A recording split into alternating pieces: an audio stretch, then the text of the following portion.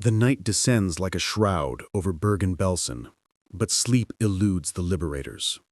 Floodlights from the tanks pierce the gloom, casting eerie glows on the skeletal figures that wander aimlessly between the barracks. Gonan paces the makeshift command post, a commandeered hut on the camp's edge, his breath fogging in the chill April air. Around him, medics from the 11th Light Field Ambulance scramble, their faces masked against the typhus threat, unloading crates of supplies that seem pitifully inadequate. Intravenous fluids, sulfa drugs, blankets, tokens against an ocean of suffering. You can hear the moans before you see their sources, low, guttural cries that rise and fall like a dirge.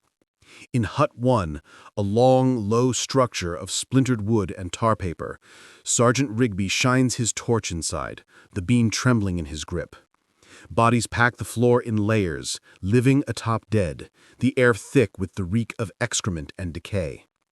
A young girl, no more than 15, her hair matted and eyes fever-bright, reaches out a hand like a bird's claw.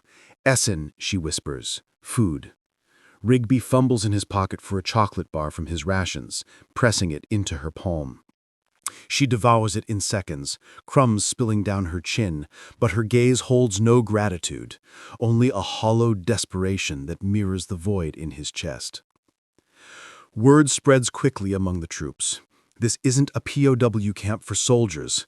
It's a concentration camp, swollen with civilians from across Nazi-occupied Europe, Jews from Poland, Hungary, and the Netherlands, political prisoners from France and Belgium, Roma gypsies and Soviet laborers. Anne Frank and her sister Margot, transferred here from Auschwitz just months before, succumbed to typhus in March, their bodies lost among the anonymous heaps. The inmates tell fragmented tales in a babble of languages, Yiddish, German, French, translated haltingly by those who can still speak. One man, a former doctor from Warsaw named Josef Rosensaft, propped against a wall with legs swollen from edema, recounts the arrivals, trains disgorging thousands daily in the winter of '44, no food, no water, just the whip of the capos and the bark of Alsatian dogs. Deeper in the women's section, the horror intensifies. Irma Grey's, the 21-year-old Avzahirin, dubbed the hyena of Auschwitz for her cruelty, had ruled here with a sadistic flair, selecting prisoners for the gas chambers at her previous post, now overseeing beatings and starvations. Survivors whisper of her, how she'd stride through the barracks in polished boots, pistol at her hip, lashing out with a cellophane whip braided with wire. One inmate, a Hungarian woman named Olga Lengyel, clutches Gonan's sleeve as he passes, her voice a threadbare murmur. "She shot my friend for picking up a potato peel." The medics note the evidence, scars, bruises, the vacant stares of those broken beyond repair.